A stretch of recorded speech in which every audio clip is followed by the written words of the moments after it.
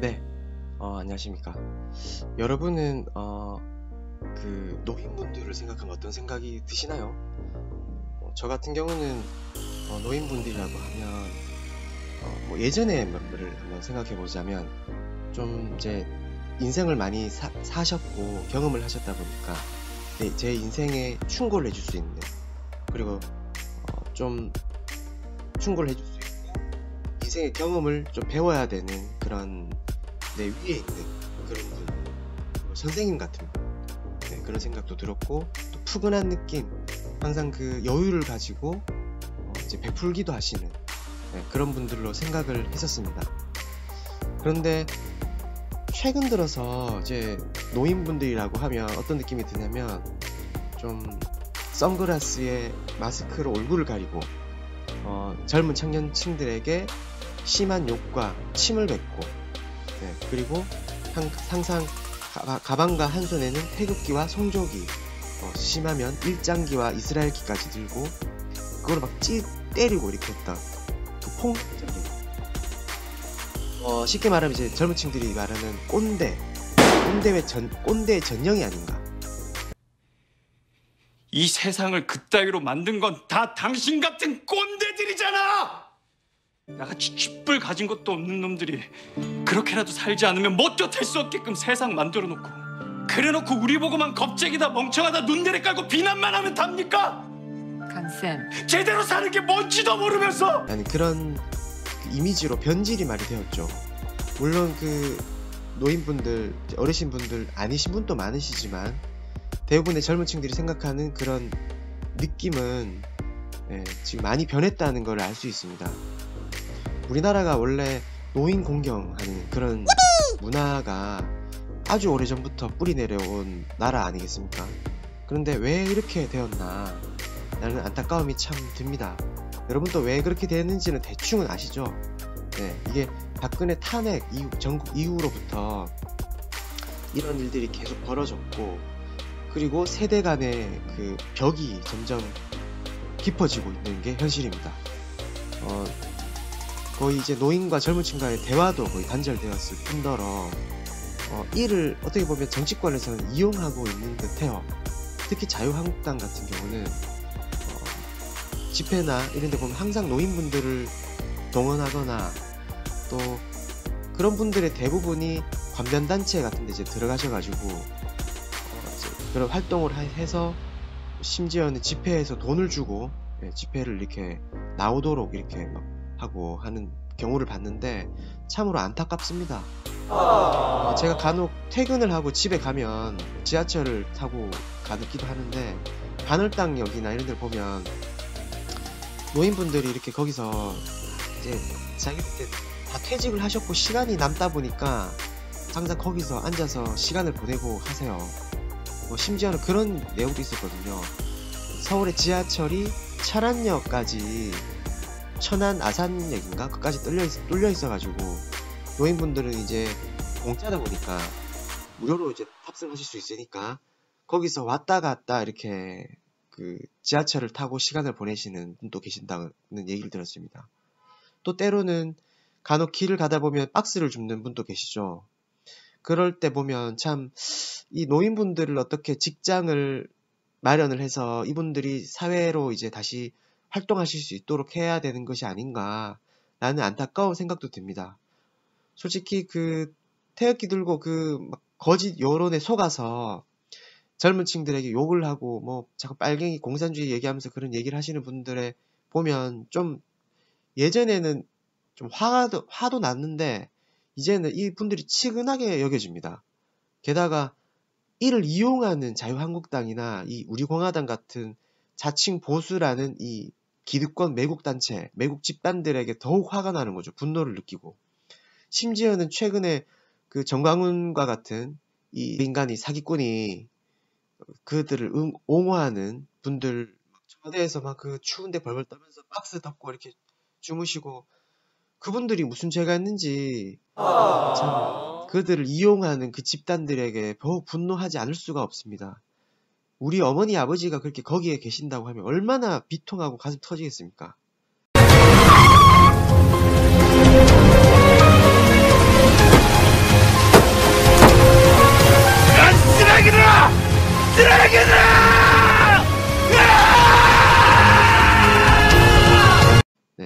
과연 그들이 하는 행동이 애국인지 아니거든요. 우린 다 알고 있잖아요.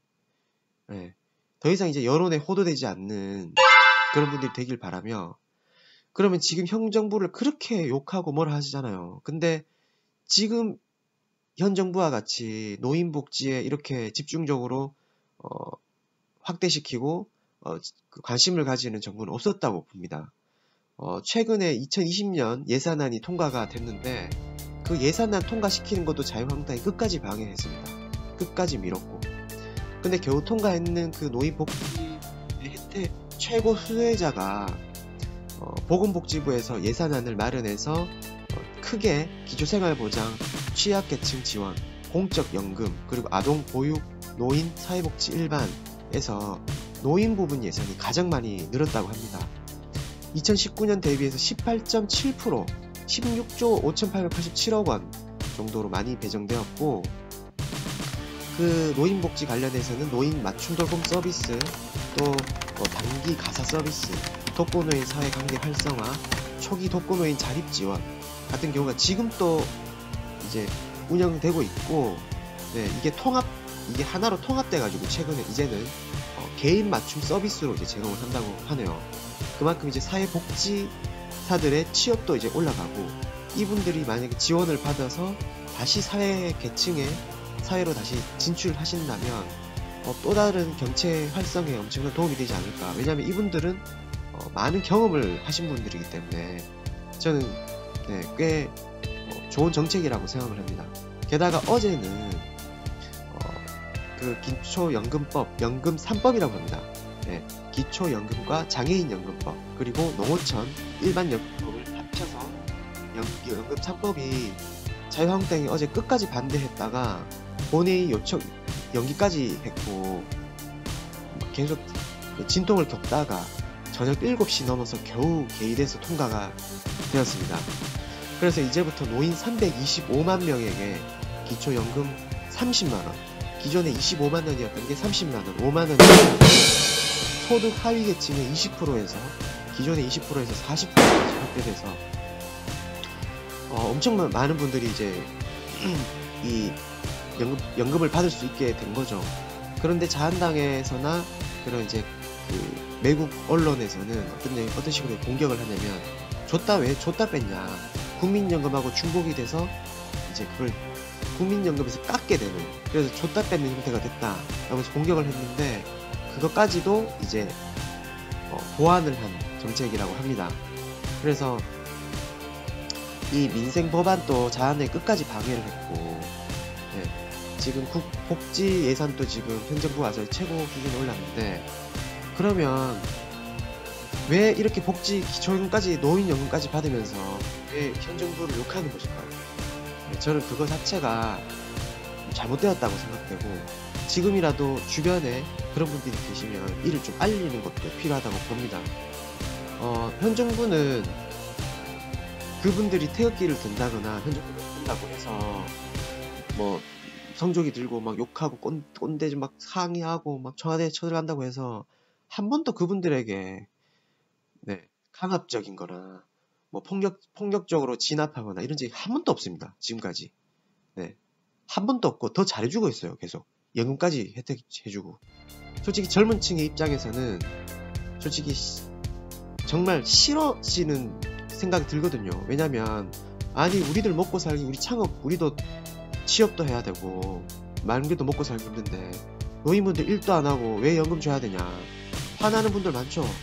자기들 그 사람들 정신 차려가지고 자기 직장 구해서 일하면 뭐 노인분들이라고 해서 나이만 드셔가지고 하는 것도 없고 맨날 우리도 욕이나 하고 그러면서 무슨 나라 돈을 왜 자꾸 빼가냐고 그렇게 얘기할 수 있죠. 현 정부 욕이나 계속해서 하고 그렇게 생각할 수 있죠. 하지만 또 그렇게 나와서는 안 된다고 보거든요. 그분들을 일상 생활에서 스스로 격도로 가는 게 더 중요하다고 여긴 거죠. 지금 정부에서 어떻게 생각했는지. 만약에 옆에서 아무리 뭐라 해도 원래 그런 이제 나이를 어느 정도 드시고 세상을 바라보는 게 넓어지신 분도 있지만 좁아주시는 분도 있거든요. 나만이 생각하는 방향이 있다. 그걸 깨지 마라. 이제 그걸 이제 꼰대라고 흔히 하는데, 그런 분들에게는 옆에서 아무리 얘기해줘도 되지가 않습니다. 그러면 되는 방법은 스스로 그분들이 서서히 간접적으로 변화하게끔 느끼도록 하는 것이 최고가 아니겠습니까? 그래서 지금 정부가 하고 있는 노인복지를 계속 올리는 것은 되게 잘하고 있는 정책이라고 생각을 하고, 또 점점 이제 실버 세대라고 하고 실버 시대, 노인분들이 이제 늘어나고 있는, 출산율을 줄어들고, 이 상황에서 그분들이 사회적으로 나와서 경제활동을 하도록 하는 것 또한 정부의 역할이기 때문에 매우 잘하고 있다고 저는 생각합니다. 그러면 이렇게까지도 해주는데, 전 정부 솔직히 지금 자한당 편드는 사람들 보면 좀 한심하게 생각되기도 해요. 그러면 과연 자한당이나 박근혜 정부에서는 과연 잘했는가? 그때 박근혜 정부 때는 관련 노인 어르신들 이제 노인복지와 관련된 법안 자체를 자한당에서 발의한 게 거의 없어요. 네, 거기 당시 새누리당 때 그때 시절을 보면 거의 기초연금법 개정안이 지금 이제 남인순 의원, 양승조, 김성주, 이목희, 바로 이제 한 명도 없어요. 그 당시 새누리당은. 그만큼 노인 복지에 대해서 관심이 없었습니다. 관심이 없었고, 그냥 정부 예산에서 계속 민주당에서 계속 그 당시 새정치민주연합과 같은 민주당에서 계속 그런 복지의 정책에 대해서 계속 법안을 발의하고 있는 상황이었고, 거기서 예산을 통과시키는 과정에서 계속 이제 마찰이 있었죠. 그래서 이제 현 정부 와서 지금까지 왔는데, 과연 이렇게 찬밥 신세를 면치 못했던 노인층이 지금 정부를 욕해야 될까요? 과연? 저는 부디 어르신들 양심이 있으시다면 젊은 층들, 자식들을 위해서 여러분들이 사실 세상이긴 하지만 우리 앞으로 자녀분들이 살아갈 세상이기도 하기 때문에 진정 자기 자식들을 생각하시고 자식들을 위한 미래를 생각하신다면 현 정부에 오히려 더 힘을 실어주셔서 이렇게까지 챙겨드리는데 좁은 시선에서 벗어나셔가지고 여러분들이 생각하시는 매번 날라오시는 카톡, 단체 문자나 카톡도 조금 더 되짚어 보시고 꼬집어 보시고 그런 가짜 뉴스에 현혹되지 마시고 한 번 더 다시 한번 생각해 주셨으면 좋겠습니다. 여기서 이제 마무리 좀 할까 하고, 매번 저도 집회를 검찰개혁 집회도 갔다 오고 했지만 과연 태극기 송족이 드는 그쪽 단에서만 기성세대분들이 많이 계신가? 아니거든요. 저 여의도 가고 서초동 갈 때마다 매번 놀랐습니다. 82세, 82세 정도 되시는 연세를 지니신, 지팡이를 짚고 오시는 농사를 지으시는 어르신도 계셨고, 할머님도 계셨고, 몸이 안 좋으신 할머님도 계셨고, 끝까지 함께 하셨고, 그때는 나이와 그런 게 없었습니다. 솔직히 나이는 숫자에 불과하지 않습니까? 나이가 70이든 80이든 90이든 우리가 소통을 하고 함께 사회에 대해서 긍정적인 마음으로 같이 얘기를 해나간다면 다시 세대는 통합될 수 있고, 우리가 원하는 그런 세상에 대해서 상식을 논할 수 있는 그런 세상이 오지 않을까라는 생각이 듭니다. 한 번 더 말씀드리지만 자유한국당과 이 자칭 보수라는 그 정당, 정치 집단에서는 더 이상 어르신들을 이용하지 마십시오. 부디 부탁드립니다. 제가 항상 방송에서 말씀드렸지만 자유한국당 앞에서 1인 시위를 하고 있었을 때 자유한국당 보좌관이, 당직자가 경찰 앞에 가서 노인네들 여기 깔아줄까 불러줄까 이런 식으로 협박까지 했습니다. 더 이상 노인분들은 여러분들의 도구가 아니고 여러분들의 장난감이 아닙니다. 어르신이고 선생님이십니다. 인생을 더 사신 분들이고 그분들을 감히 이용하지 마십시오. 여기서 마치겠습니다.